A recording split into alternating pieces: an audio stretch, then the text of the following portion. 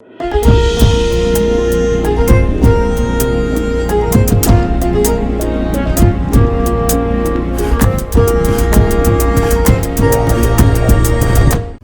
ለእናንተ ይሁን ውድ የፈታ ቤተሰቦች እንደምን ቆይታችኋል? የዕለተ ማክሰኞ የረፋዱ የመረጃ ክፍለ ጊዜያችን እነሆ አሁን ጀምሯል።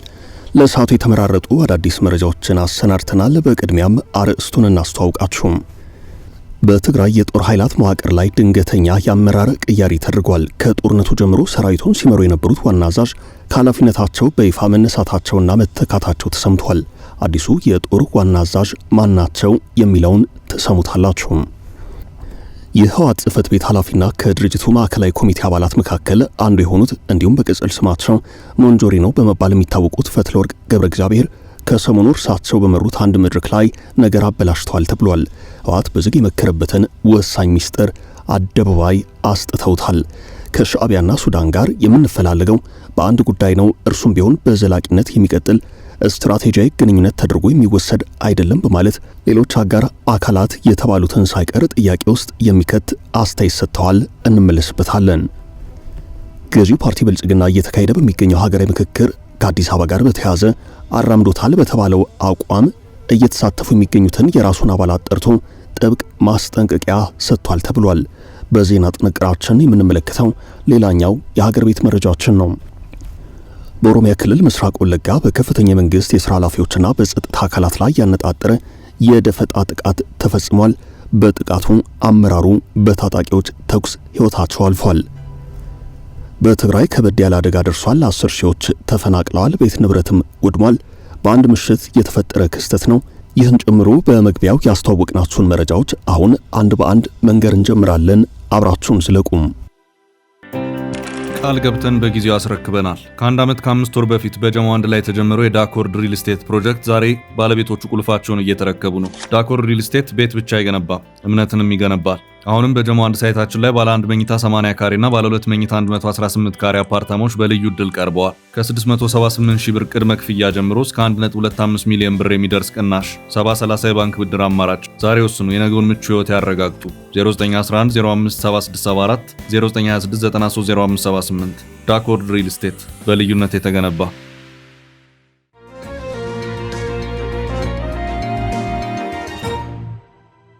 ሞንጆሪኖ ነገር አበላሹም፣ መጨረሻ ላይ መለየታችን አይቀርም። የህወሓት ጽሕፈት ቤት ኃላፊና ከድርጅቱ ማዕከላዊ ኮሚቴ አባላት መካከል አንዱ የሆኑት በቅጽል ስማቸው ሞንጆሪኖ በመባል የሚታወቁት ፈትለወርቅ ገብረ እግዚአብሔር ከሰሞኑ በአንድ መድረክ ላይ በሰጡት አስተያየት ነገር አበላሽተዋል። ሞንጆሪኖና ደብረጽዮን ገብረ ሚካኤልን ጨምሮ ሌሎች የህወሓት ወታደራዊና ፖለቲካዊ አመራሮች በተከታታይ በመሯቸው ስብሰባዎች ጦርነት አይቀሬ መሆኑን ተናግረዋል። የህልውና ጉዳይ ነው በማለት በዚህም ደጋግመውና አስረግጠው ሲናገሩት ከዚህ ጋር አያይዘው በአድዋው ስብሰባ ላይ ህወሓት ብቻውን አይደለም ሌሎች አጋር አካላት አሉ በማለት ያለውን የኃይል አስተላለፍ ሲናገሩ የተሰሙት ሞንጆሪኖ ናቸው። ቀደም ብሎ ደብረጽዮን በመቀለው መድረክ ህወሓት በቀጣይ ላሰበው ጦርነት ስም ሳይጠቅሱ የውጭ ድጋፍ አለው ያሉ ሲሆን በዚህም ህወሓት ብቻውን ከተዋጋ በትግራይ ህዝብ ላይ እንደባለፈው ከባድ እልቂት ሊያስከትል ይችላል የሚለውን የህዝቡን ስጋት ቀለል እንዲል ለማድረግ ሲሞክሩ ታይተዋል። ባለፈው ከ2013 እስከ 15 በተካሄደው የሁለት ዓመታቱ ጦርነት ህወሓት የሰው ማዕበል ወይንም ሂውመን ዌቭ ስትራቴጂ የሚባለውን የቆየ ወታደራዊ ስልት በመጠቀም በርካታ የትግራይ ተዋጊዎችን አስጨርሷል በሚል ትችት ይቀርብበታል። የፕሪቶሪያውን ስምምነት ተከትሎ በጦርነቱ ልጆቻቸውን ያጡ የቤተሰብ አባላት መርዶን ሲረዱ፣ አካላቸውን ያጡ በርካታ የጦር ጉዳተኞች ሲታዩ የጦርነቱ የጉዳት መጠን በርካቶች እንዲረዱት ቢደረግም ዛሬም ድረስ ጠቅለል ባለ ቁጥር ደረጃ ይፋ የተደረገ ነገር የለም። የህወሓት አመራሮች ጦርነቱ ራስን ከመጥፋት የማዳን የህልውና ጦርነት በማለት በየመድረኩ እንዲሁም በተከታታይ መግለጫዎች ያሳወቁ ሲሆን በተሰብሳቢው ህዝብ በኩል የሚሰሙት ስጋቶች ደግሞ ጦርነቱን እንዴት እኛ ብቻ እንድንሸከመው ይደረጋል፣ ያለፈው እልቂት አይበቃም ወይ የሚል ነው። በዚህ ጉዳይ ግዴላችሁም እኛ ብቻ አይደለንም የሚል ምላሽ ሲሰጥ የተሰማው በሞንጆሪኖ በኩል ነው። ፈትለወርቅ ገብረ እግዚአብሔር ሞንጆሪኖ እኛ ገፋ እናደርጋለን፣ አዲስ አበባ በር ላይ ፋኖና የኦሮሞ ነጻነት ሰራዊት አለ በማለት ህወሓት ያሰበው ጦርነት እስከ አዲስ አበባ የሚዘልቅ መሆኑን ተናግረዋል። በዚህ መሃል ግን በዚያው መድረክ ላይ በሰጡት አስተያየት የበርካቶችን ትኩረት የሳበ ጉዳይ ተነስቷል። ይኸው የሞንጆሪኖ ንግግር በዚሁ በህወሓት በኩል ታስቧል በተባለው ጦርነት ዙሪያ ከውስጥ እስከ ውጭ አጋር የተባሉት አካላት በአንድ ዓላማ ብቻ የሚገናኙና ከዚያ ውጭ ባሉት ጉዳዮች ግን የማይገናኙ መሆኑን የሚያሳይ ነው። እኛ አሁን አንድ ላይ የሆነው የተለያዩ አይነት ጥያቄዎችን ይዘን የተነሳን አካላት ነን። አሁን በአንድ ላይ ቆምን የምንለው በፕሮግራም ይባል በዓላማ አንድ ነን ማለት አይደለም። ከሻዕቢያ ጋር ባሉት ከሱዳን ጋር የሚለያዩን በርካታ ጉዳዮች አሉን።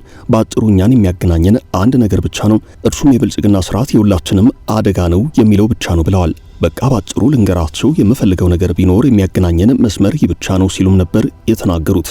በቃ ባጭሩ ልንገራቸው የምንፈልገው ነገር ቢኖር የሚያገናኘን መስመር ይህ ብቻ ነው ብለዋል።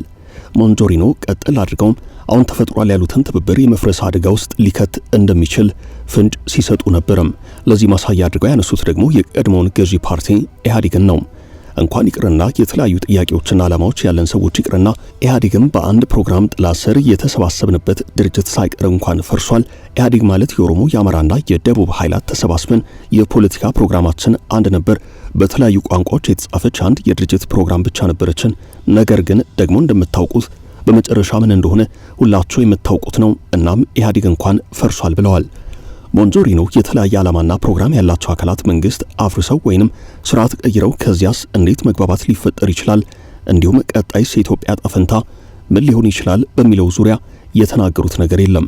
የትግራይን ዕጣ ፈንታ በተመለከተ ዘግተን መክረናል በማለት ህወሓት ከሰሞኑ ያሳወቀ ሲሆን ምን ተመከረ በሚለው ጉዳይ ዙሪያ ግን የተሰጠ ዝርዝር ማብራሪያ የለም። እንደዚህ አይነቶቹ በአንድ ጉዳይ ላይ ነው የምንገናኘው፣ እርሱም ቢሆን ሊቀጥል የሚችል አይደለም። አንድ ፕሮግራም የነበረው ኢህአዴግ ሳይቀር ፈርሷል የሚለው አባባል አጋር ናቸው ለተባሉት አካላት የሚያስደስት አይመስልም። ሞንጆሪኖ ህወሓት በዚህ የመከረበት ጉዳይ እርሳቸው በግልጽና በአደባባይ ሻዕቢያና ሱዳን በማለት በግልጽ ስም ጠርተው ተናግረውታል።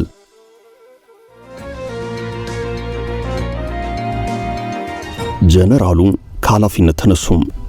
በትግራይ ክልል ባለው ወታደራዊና ፖለቲካዊ መዋቅር ላይ ከፍተኛ የአመራር ለውጥ መደረጉ የተሰማ ሲሆን የቀድሞ የትግራይ ሰላምና ጸጥታ ቢሮ ኃላፊ ሌተናል ጄኔራል ፍስሐ ኪዳኑ ማንጁስ የክልሉ ታጣቂ ኃይል ዋና አዛዥ ሆነው መሾማቸውን የተሰማው በቅርቡ ወደ ስልጣን የተመለሰውና በምርጫ ቦርድ እውቅና የሌለው የክልሉ ምክር ቤት ባካሄደው አስቸኳይ ጉባኤ ተወልደ ብርሃን ተስፋ ዓለምን የክልሉ ጸጥታ ቢሮ ኃላፊ አድርጎ የሾመ ሲሆን አዲሱ የጦር አዛዥ ጄኔራል ፍስሐ ኪዳኑ ግን የሹመት ውሳኔ ያገኙት ከአንድ ወር በፊት እንደነበር ዋዜማ ዘግባለች። ይህ አዲስ ሹመት ይፋ ከመሆኑ አስቀድሞ የቀድሞው የጊዜያዊ አስተዳደሩ ምክትል ፕሬዝዳንት ሌተናል ጄኔራል ታደሰ ወረደ ታጣቂ ኃይሉን በዋና አዛዥነት ይመሩበት የነበረው ከፍተኛ የወታደራዊ ኃላፊነት ቦታ ለበርካታ ወራት ክፍት ሆኖ ቆይቷል። አሁን ጄኔራል ፍስሐ ኪዳኑ ማንጁስ በይፋ የጦሩ መሪ መሆናቸው ተመልክቷል። ጄኔራል ፍስሐ ኪዳኑ በህወሓትና በትግራይ መከላከያ ኃይል ለረጅም ዓመታት በከፍተኛ የጦር መሪነት ያገለግሉ ሲሆን እስከ አዲሱ የዋና አዛዥ ሹመታቸው ድረስ በትግራይ ክልል ጊዜያዊ አስተዳደር የሰላምና ጸጥታ ቢሮ ኃላፊ በመሆን አገልግለዋል። እርሳቸው የሚደግፉት የህወሓት ቡድን ከጊዜያዊ አስተዳደሩ ፕሬዝዳንት አቶ ጌታቸው ረዳ ጋር በነበረው የፖለቲካ አለመግባባት ምክንያት በየካቲት 2017 ዓ.ም ከአቶ ጌታቸው ረዳ የሥራ ስንብት ደብዳቤ ተጽፎላቸው ከሰላምና ጸጥታ ቢሮ ኃላፊነታቸው ተነስተዋል። ከዚህ ቀደም በትግራይ ክልል የተከሰተው መጠነ ሰፊ የእርዳታ ስርቆት እንዲያጣራ በጊዜያዊ አስተዳደሩ ተቋቁሞ ለነበረው የኮሚቴ ቡድን ሰብሳቢ በመሆን ምርመራውን መርተዋል። ጄኔራሉ በኢፌዴሪ ፌዴራልና የሰላም ጸጥታ የጋራ ግብረ ኃይል ውሳኔ አማካኝነት የባንክ ሂሳብና ሀብታቸው እንዲታገድ ከተደረጉ የህወሓት ከፍተኛ ወታደራዊ መሪዎች መካከል አንደኛው ናቸው። ይህ በእንዲህ እንዳለ ለሁለት ዓመታት ያህል በፌዴራሉ መንግስትና በትግራይ ኃይላት መካከል የተደረገውን ደም አፋሳሽ ጦርነት በዋና አዛዥነት የመሩት ሌተናል ጄኔራል ታደሰ ወረደ ከጦሩ መሪነታቸው በይፋ መነሳታቸው ልዩ ትኩረት አግኝቷል። የፕሪቶሪያው የሰላም ስምምነት ትግበራን በተመለከተ በፈራሚ ኃይላት መካከል በነበረው አለመግባባት ሳቢያ የህወሓት መሪዎች የጊዜያዊ አስተዳደሩ የስልጣን ዘመን አብቅቷል በማለት ከጦርነቱ በፊት የነበረውን የክልሉን ምክር ቤት በይፋ መልሰዋል። ይህንን መፈንቅለ ስልጣን የሚመስል እርምጃ ተከትሎ ጄኔራል ታደሰ ወረደ ከመሪነታቸው የተነሱ ሲሆን ደብረጽዮን ገብረ ሚካኤል የክልሉ ፕሬዝዳንት ሆነው ተሾመዋል። በአሁኑ ወቅት ጄኔራል ታደሰ በቁም እስር ላይ እንደሚገኙ የሚነገር ሲሆን የክልሉ ምክር ቤት ደግሞ የግዳጅ ወታደራዊ አገልግሎትና በሞት የሚያስቀጡ ጠንካራ ድንጋጌዎችን የያዘ አዲስ አዋጅ በሁሉም ዞኖች ገቢር እንዲሆን መመሪያ አስተላልፏል። ይህንን በትግራይ ክልል የተወሰደውን አዲስ የስልጣን ሽግግር እርምጃ ተከትሎ አሜሪካና የአውሮፓ ህብረት የህወሓትን አካሄድ በጽኑ በማውገዝ ወደ ፕሪቶሪያው ስምምነት ትግበራ እንዲመለስ ጥሪ አቅርበዋል። በተለይም የአሜሪካ መንግስት አክራሪ ብሎ በጠራቸውና ስማቸውን በይፋ ባልገለጠው የህወሓት መሪዎች እንዲሁም የቤተሰብ አባላት ላይ ጥብቅ የቪዛ እገዳ የጣለ ሲሆን ህወሓት በአንጻሩ የአሜሪካንን የቪዛ እገዳ ውሳኔ ሚዛናዊ ያልሆነና ተጨባጭነት የሌለው ሲል ውድቅ አድርጎታል።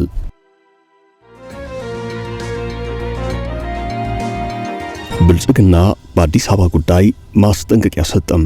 የኢትዮጵያን ቀጣይ አካሄድ ይጠቁማል የተባለው ሀገራዊ ምክክር አዲስ አበባ ላይ እየተካሄደ ይገኛል። 4000 ግድም ተወካዮች እየተሳተፉበት መሆኑ የተነገረው ይኸው ሀገራዊ ምክክር በንዑስ ስብስቦች ደረጃ በቀረቡት አጀንዳዎች ውይይቶች እየተደረጉበት ነው።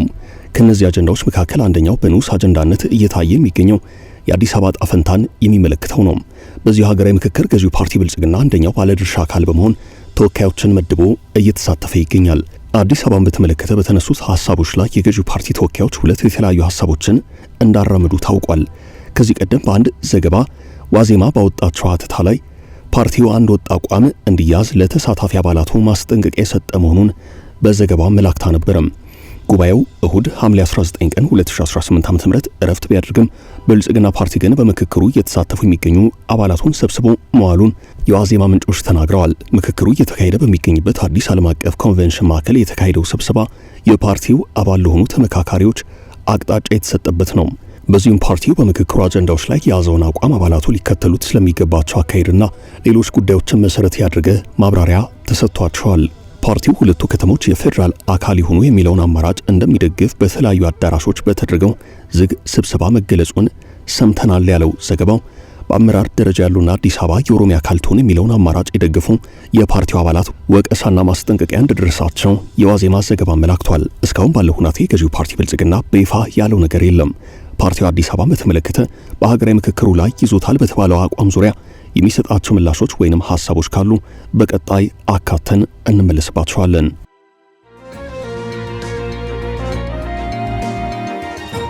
በደፈጣ ጥቃት አመራሩ ተገደሉ። በኦሮሚያ ክልል ምስራቅ ወለጋ ዞን በከፍተኛ የመንግስት የሥራ ኃላፊዎችና በጸጥታ አካላት ላይ ያነጣጠረ የደፈጣ ጥቃት ተፈጽሟል።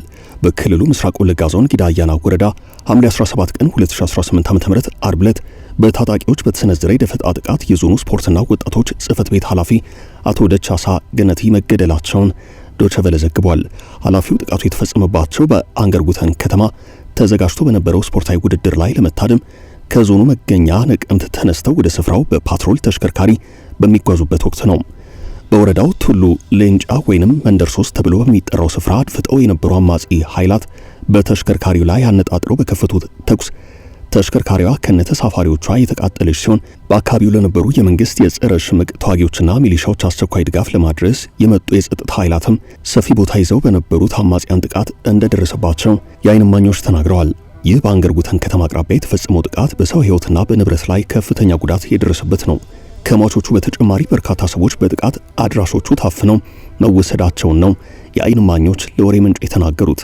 ይህ ጥቃት በኦሮሚያ ክልል በተለያዩ አካባቢዎች በተለይም በወለጋ ዞኖች ውስጥ ለዓመታት የቀጠለውንና በአሁኑ ወቅት ይበልጥ እያገረሽ የመጣውን የታጣቂዎች የደህንነት ስጋት በተግባር ያሳየ ነው ተብሏል። በአሁኑ ወቅት የክልሉ የጸጥታ ኃይላት በጥቃቱ ዙሪያ ሰፊ ክትትልና ምርመራ መጀመራቸውን የተሰማው። ይህ በዚህ እንዳለ ከአንድ ሳምንት በፊት በአዳማ ከተማ በተካሄደው የኦሮሚያ ክልል ምክር ቤት ጨፌ ኦሮሚያ መደበኛ ስብሰባ በክልሉ በተለይም በእነዚህ በምስራቅና በሆሮ ጉድሮ ወለጋ ዞኖች በተደጋጋሚ የሚከሰተውን የጸጥታ ችግር አስመልክቶ ሐሳብ የሰጡት በጨፌው የመንግስት ተጠሪ አቶ ከፍ ያለው ተፈራ አማርኛና ኦሮምኛ ተናጋሪ ሸኔዎች የተለያዩ ችግሮችን ለመፍጠር ጥረት እያደረጉ ነው በማለት የጋራ እቅድ የሌላቸው ያሏቸው ታጣቂዎች ውጫዊ ተልዕኮ ወስደው አካባቢውን በማወክ ላይ እንደሚገኙ ወቀሳቸውን አሰምተው ነበርም።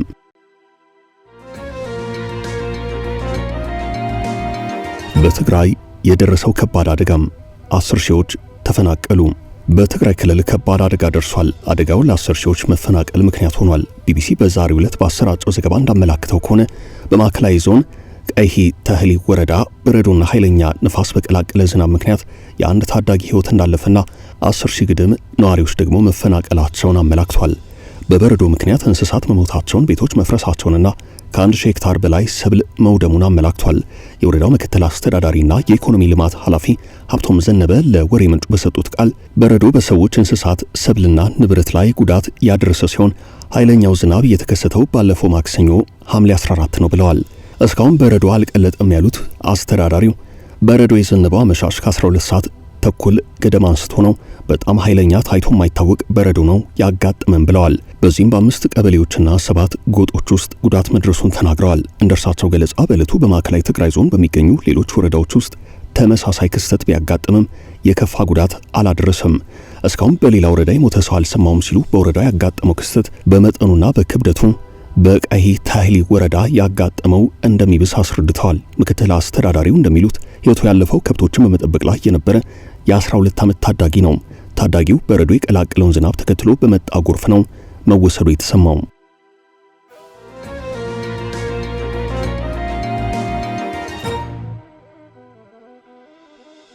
በኢትዮጵያ ስራ አጥነት እየተስፋፋ እንደሚመጣ ተጠቆመም።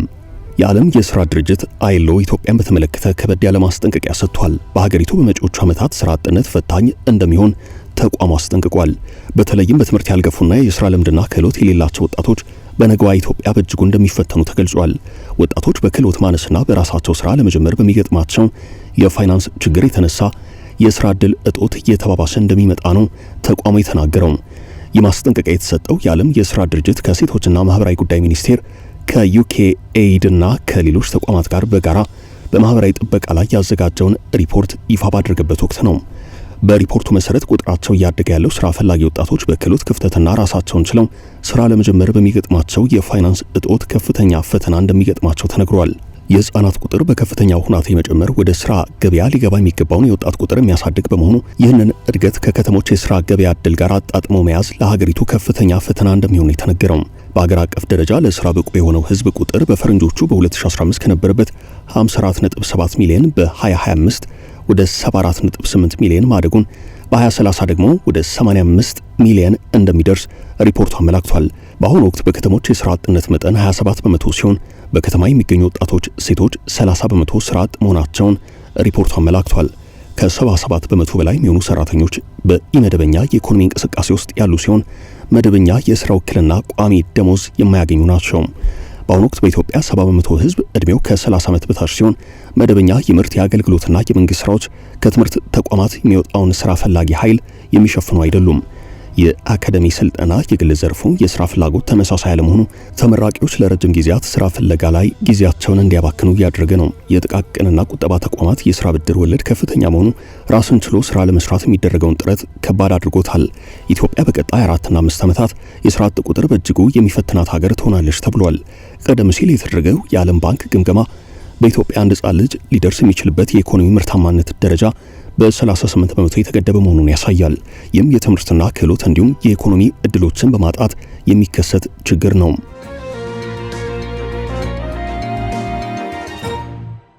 ላቲን አሜሪካዊቷ ሀገር በኢትዮጵያ የሚገኘውን ኤምባሲዋን ልትዘጋ ነው። አዲስ ተመራጩ የኮሎምቢያው ፕሬዝዳንት ኤልባራዶ ዴላ ኤስፒሬላ በሀገሪቱ የውጭ ፖሊሲ ላይ ታሪካዊ የተባለ ስር ነቀል ለውጥ በማድረግ በኢትዮጵያ፣ በደቡብ አፍሪካ፣ በጋናና በሴኔጋል የሚገኙትን የቦጎታ ኤምባሲዎች በሙሉ ለመዝጋት አቅደዋል። ነሐሴ 1 ቀን 2018 ዓ.ም ከሚከናወነው ይፋ የስልጣን በዓለ ሲመታቸው በፊት ይፋ የተደረገው ይህ አዲስ እቅድ የኮሎምቢያን የዲፕሎማሲ ወጪ ለመቀነስና ዓለም አቀፋዊ ቅድሚያ የሚሰጧቸውን ጉዳዮች እንደገና ለማስተካከል ያለሙበት ነው። ተመራጩ ፕሬዝዳንት በመጀመሪያው የሪፎርም ምዕራፍ በአጠቃላይ 14 ኤምባሲዎችን ይዘጋሉ። ከነዚህ መካከል በኢትዮጵያ የሚገኘው አንደኛው ነው። ከኢትዮጵያ በተጨማሪ በአልጄሪያ፣ አዘርባይጃን፣ ባርባዶስ፣ ኩባ፣ ሃይቲ፣ ሃንጋሪ፣ ማሌዥያ፣ ኒካራጓ፣ ሮማኒያ፣ ጋና፣ ሴኔጋልና ደቡብ አፍሪካ የሚገኙት የዲፕሎማሲ ሚስዮኖች በዋነኝነት ይዘጋሉ። የኤምባሲዎቹ መዘጋት ውሳኔ የተወሰደው አዲሱ ፕሬዝዳንት ከእስራኤል ጋር ያላቸውን ታሪካዊ ጥምረት ለመመለስና በኢየሩሳሌም አዲስ ኤምባሲ ለመክፈት ከገቡት ቃል ኪዳን ጋር ተያይዞ ነው። የእርምጃ የቀድሞ ፕሬዝዳንት ጉስታቮ ፔትሮ ይከተሉት የነበረውን የውጭ ፖሊሲ አቅጣጫ በሙሉ የሚቀለብስ ነው። ኮሎምቢያ ቀደም ሲል ፍልስጤም ውስጥ ለመክፈት አቅዳ የነበረውን አዲስ የዲፕሎማሲ ሚስዮን ዝግጅት ጭምር እንድታስቆም አድርጓታል። በተጨማሪ መንግስታቸው በዓለም ዙሪያ 15 ያህል ቆንስላ ጽሕፈት ቤቶችን ለመዝጋት ማቀዱ የተሰማ ሲሆን ይህ መጠነ ሰፊ የዲፕሎማሲ መዋቅር ቅነሳ በአፍሪካ ቀንድና በሌሎች የሀገሪቱ ክፍሎች የኮሎምቢያን ተሰሚነት በእጅጉ የሚቀንስ ነው ተብሏል። ይሁን እንጂ ተመራጩ ፕሬዝዳንት በአጽንኦት እንደተናገሩት እነዚህ የኤምባሲዎች መዘጋት እርምጃዎች ከሀገሪቱ ጋር ያለውን የዲፕሎማሲ ግንኙነት በሙሉ ማቋረጥ ማለት አይደለም ብለዋል። ይሁንና የውሳኔ ግንኙነትን ለማቋረጥ የቀረበው ለኪዩባና ለኒካራጓ መንግስት ብቻ እንደሆነ የጠቀሱት ፕሬዝዳንቱ በኢትዮጵያና በሌሎች ሀገራት የሚገኙ የኮሎምቢያ ዜጎች ኤምባሲዎቹ ከተዘጉ በኋላ በጎረቤት ሀገራት በሚገኙ የዲፕሎማሲ ሚስዮኖች አማካኝነት በተደራቢነት አገልግሎት እንዲያገኙ ይደረጋል ብለዋል። ውድ ቤተሰቦቻችን ለዛሬ ያዝንላችሁ ርዕሰ ጉዳዮች እዚህ ላይ ቋጨን። ላይክ፣ ሼር እና ኮሜንት በማድረግ ለቻናላችን ድጋፋችሁን መግለጽ እንዳትዘነጉ እያልን ከሌሎች መረጃዎች ጋር ደግመን እስክንገናኝ ቸር ያሰማን።